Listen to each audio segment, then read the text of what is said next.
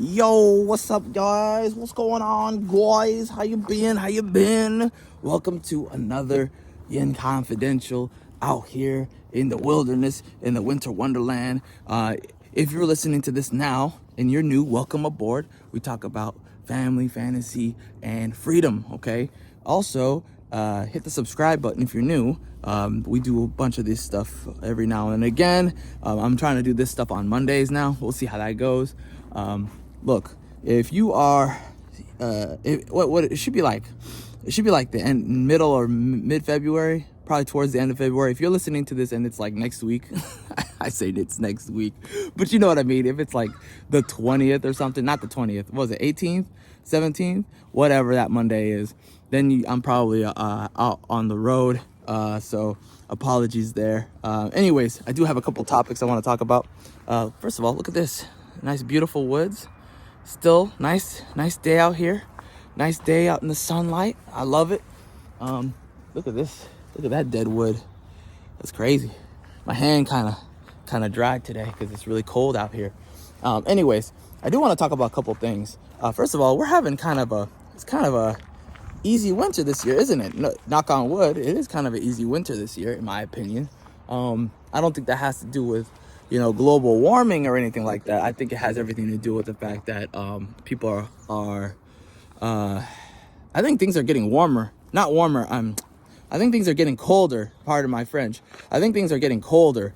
I don't think things are getting warmer. I think the fact that this winter was so easy is just a moment in time where it's like the eye of the storm, where next year will probably be a really tough winter, because that's just the way that things go. When 2008, when the economy crashed, it was the year before the election. The economy crashed, and we had a really rough winter the year before. But the year of, we had a really easy winter, and then the year after, we had a rough winter. So I think it's going to be the same thing. I think that pattern's going to continue.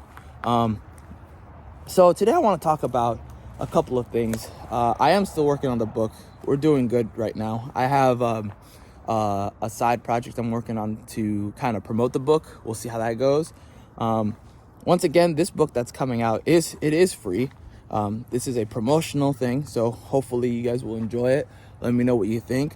I'm all ears. I'm also gonna probably at some point put the actual free book at some point on Amazon, just so it can get reviews. I would appreciate it if you can give it a good review if you like it. That would be great, or at least a 5-star if you like it. That would be great. We'll see how that works. I'm not really too keen on Amazon. Not sure how Amazon works. I like Gumroad better. I'm a big Gumroad person. I've always liked Gumroad, very hassle-free. But I understand why Amazon. It has a lot of foot traffic. It's basically the Google of books. It's like the foot mall. Foot mall. Foot mall is what we used to call when malls that have like high traffic. We used to call them foot malls. It's the foot malls of books. So it is what it is. It's sad. It's an unfortunate reality. Kind of like Barnes and Nobles is like the foot malls of basically walk-in bookstores, because you find stuff that you never heard of that don't have good reviews on or even any reviews really on Amazon. You'll see like a book with 0 reviews. You'll take a look at it in the store and be like, this is kind of good. And you take it home and you read it and you're like, this is actually really good. What is going on? Or maybe it has 10 reviews and it's like, that's kind of worse in a way if it has 10 reviews and it's not getting raved, because then it could just be people artificially inflating the book. That always sucks. Sometimes you read a book and you know immediately, yeah, this book ain't good. And that's kind of the problem. I kind of liked, in a way, back in the day, how things were, where things were a little bit gatekept, just a little bit. There is a value in kind of filtering for good books. Now, I'm not saying people should be gatekept away from publishing in general. I'm saying, in my opinion, I'm saying that back then, because of gatekeeping, there was a side effect that good books were mostly what you saw. You didn't see too many bad books. I didn't have any memories of bad books in general. That's just me. I guess maybe my filter is good. The way I filter for books is good. I don't know.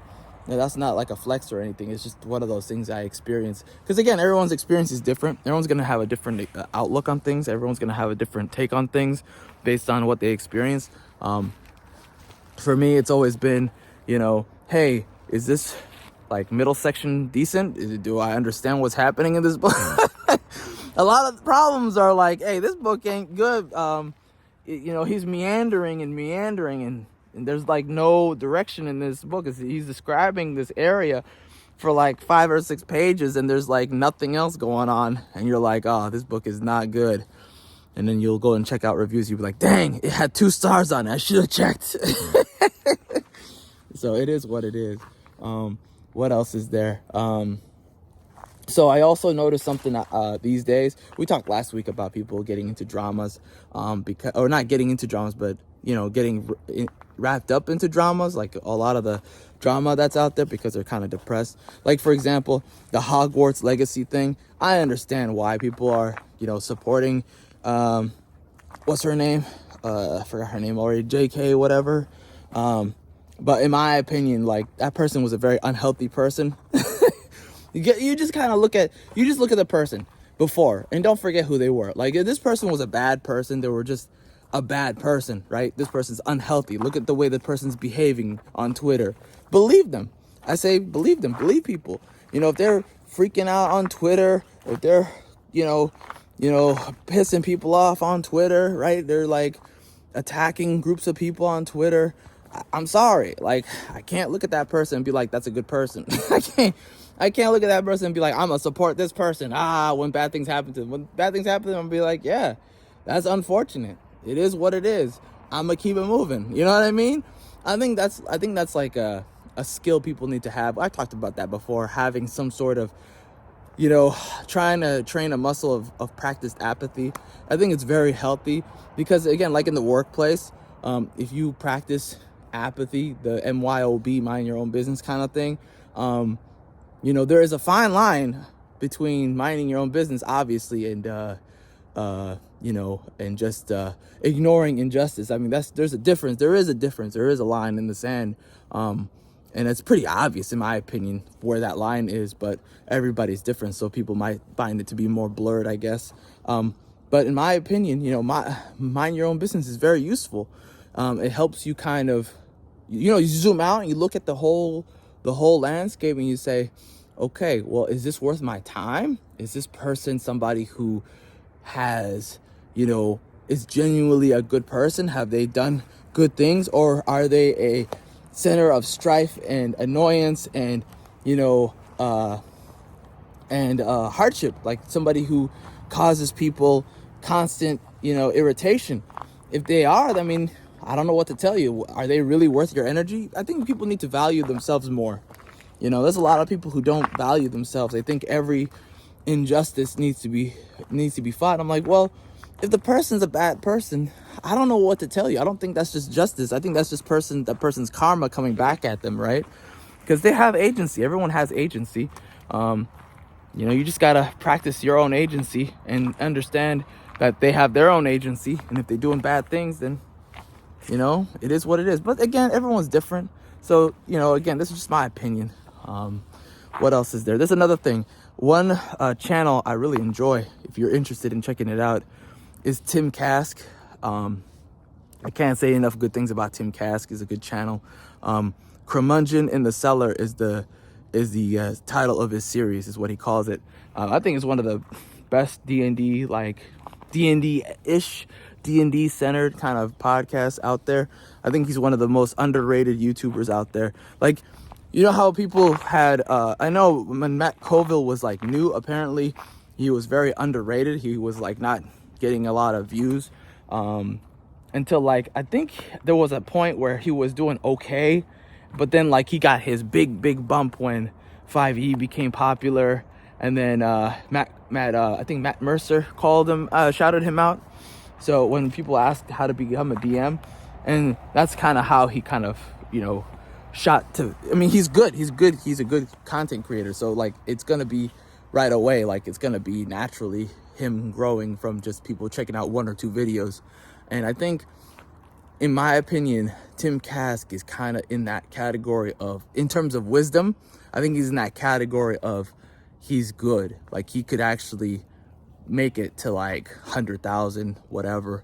Yeah, there's a lot of channels out there that are actually that good. And it's funny because you'll see channels that aren't good make it. And I'm not like hating on them, because everyone should, in my opinion, everyone should. I'm rooting for people to just make it, really. I think it's funny though when you watch like certain channels that are just not, like, you see the value and you're just like, yeah, it's not a lot of value here. It's not really that. It's copy and paste stuff. Like you copy it from Google and you pasted it into, like, basically AI basically generated content, and you're like, dang, this stuff is like, you know, borderline copy pasta stuff. And you think to yourself, people really enjoy this. That's really sad. It really kind of tells you the difference of like good versus popular, right? There is a difference between good and popular. And I think the only solution is to just keep doing what you're doing. Change things up every now and again when you lose motivation, just to keep yourself interested.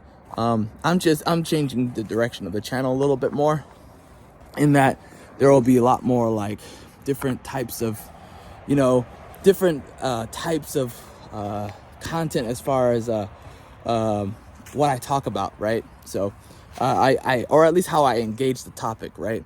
I think how I frame the topic is important. I think how you frame your content and what you say and what you're, you know, interested in, I think that's important. Like Blocked. I think Blocked will really, one of the reasons why Blocked did so well was because of how it was packaged, right? People tuned in, even when the videos were not like the best. People tuned in. People liked Blocked. They really did. I think it's one of the best overall consistent.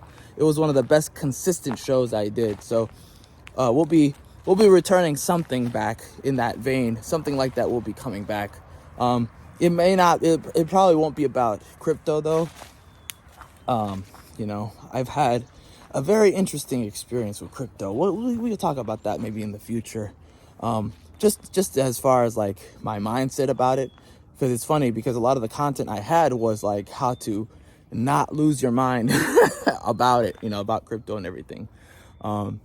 It is kind of, you know, very, it was kind of a very different time period where I believed that the future was going to be, you know, I believed in something that I bought into a narrative, in my opinion. I bought into a narrative that because of technology, right? As technology, you know, becomes more prevalent in our culture, I saw it as something that it could actually take over. There's a chance that this thing could take over. But the reality was I was buying into another person's narrative who, it turned out they didn't know what the hell they were talking about. And that's something we'll talk about in the future, maybe, like, you know, being careful about what gurus you pick. I mean, that's basically how this channel really started, was when I realized I need to go my own way. That's kind of how this channel started, which in my opinion, it worked out for the best. So anyways, that's it for now. Let me know what you guys think. I'll talk to you guys soon. Thanks.